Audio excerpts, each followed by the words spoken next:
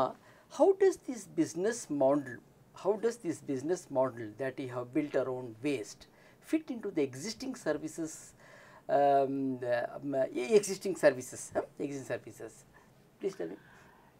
Yeah, basically the rules talk about, they identify so-called bulk generators. Now the bulk generators are all your apartment complexes or your tech parks, companies, etc., where they generate 100 to 1 ton of waste per day. Now bulk generators today are supposed to manage the waste internally. Yeah, they're supposed to not put food waste into a landfill. They're supposed to retrieve all the recyclables, instead of throwing it out into a landfill. Now, most of the bulk generators do not do this. Yeah, they continue to dispose all their waste together, put it out, a truck comes and takes it, and that's why we have 4,800 tons of waste in Bangalore today. Now what we are trying to tell the bulk generators is, here is a company, is an organization that has considerable experience, and we can help you fulfill your responsibility to manage your waste at source. So you go to companies, go to corporates. Yes, yes. And our system really helps the bulk generators to do what they are supposed to do, whereas there is a small percentage of waste that gets left over in terms of rejects, in the form of rejects. Now we link that waste with the existing waste system of the Bangalore Municipal Corporation, of the BBMP. So the rejects then go into the BBMP collection and goes to the final landfill. But that is just 10% of waste, and that is what people are supposed to do. They are not supposed to give all their waste. They are supposed to give only the waste which cannot be recycled. Okay. Vilma, what is Kasa Rasa that you have been building in association with the BBMP? I believe it is a huge success. Well, Kasa Rasa is our center, Ijipura, that I have been talking about so far. We've called it Kasa Rasa, which means from waste to resources. The center really is been built in association with the BBMP. The BBMP has given us space, given us the space for the center, and Sahas, along with our other partners, Christ University and CHF, have put the center together. What is CHF? CHF is an organization that has funded the infrastructure of Kasa Rasa. Okay. Yeah, so it is a US-based organization that has put together the funds so that we have a very nice, elaborate 3,000 square feet space converted into a waste management center. Do you plan to take this to other areas? We already, in fact, the BBMP, based on the good experiences of Kasa Rasa, has given us a second Kasa Rasa, a second unit, which is now near the Jyotinivas College in Koramangala again. So that is going to be the second center which we will start operating as of in another month. How does this business model fit into the services of the city corporation? Yeah, I think we've already talked about that, no? The same. Okay. Okay, fine.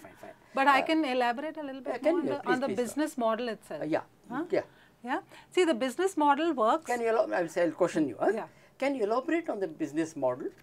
Yes. The business model takes into account that there are revenues in waste, that there is incomes from waste, but if we want to give the people that work with waste better incomes, and if we have to have a more efficient way in which we operate this waste management facilities that we have, then we also need to top up the incomes from waste by a service fee.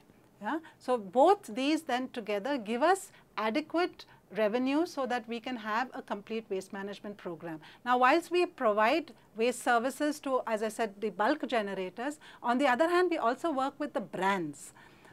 There is something called extended producer responsibility, and all brands that produce waste, through their packaging, etc., are meant to also support the municipal corporation in a collection and recycling of their packaging waste. That, in fact, is not very well known, but it is a fact. We, for instance, now work with companies like Tetra Pak, which is, the packaging material that is used for beverages, etc., and we collect the Tetra Pak across various different areas, whether it's scrap dealers, etc. The Tetra Pak is collected by us, is baled, and then sent to the recycling facilities that Tetra Pak has put up in various locations in India.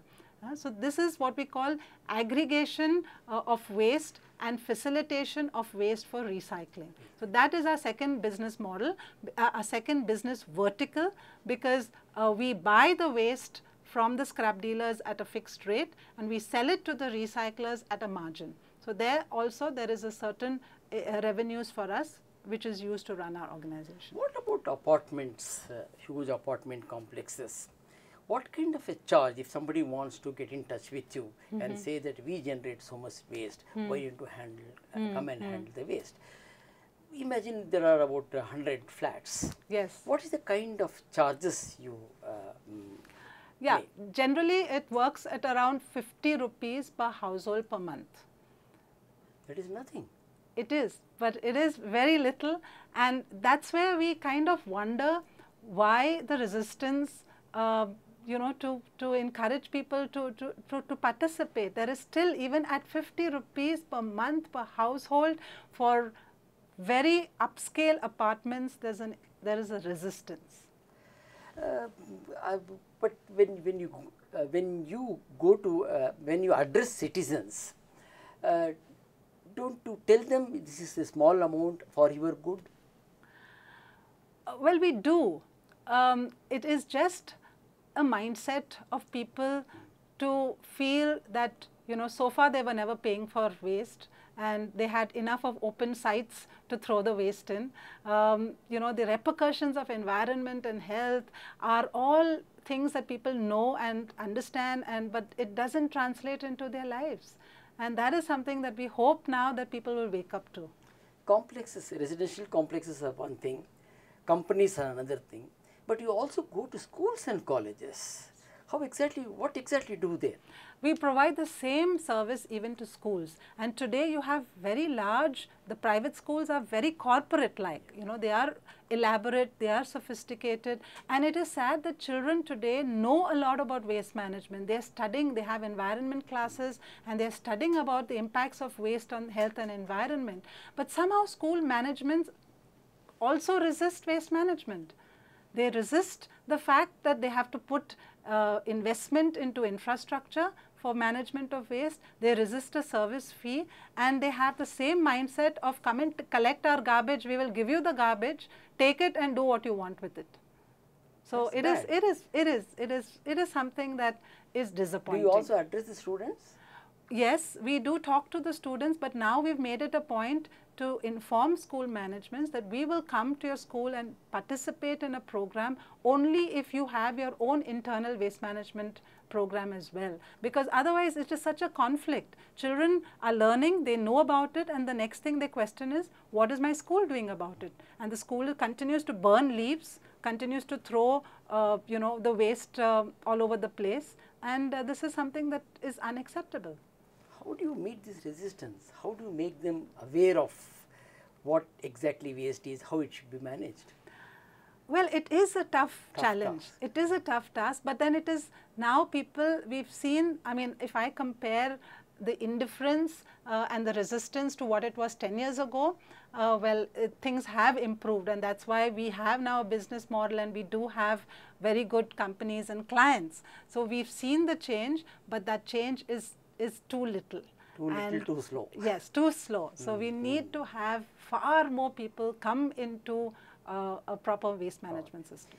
Vilma, I believe that you sell a range of products recycled from waste. Where can we get these products? Well, again, you can buy it at our centers, that is the Kasa Rasa centers in our office. We have 2 or 3 outlets where we sell our compost. We call it Nature's Magic. We sell a paper made from recycled Tetra Pak. We sell books out of it. We have cloth bags, and we have roofing sheets made from recycled Tetra Pak again. So all these are they at reasonable prices? They are all at reasonable prices, but recycled products are a little more expensive.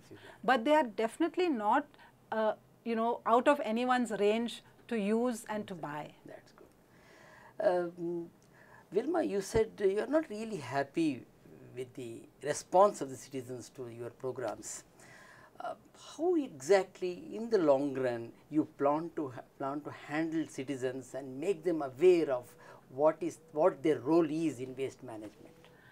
Well, we will continue to use forums like radio talk shows and our regular awareness programs. The BBMP, Pollution Control Board, recently have been very supportive. We've had, along even with the solid waste management roundtable, several initiatives. We will continue to do these things, and we hope that our voice over a period of time and soon enough will become louder and louder.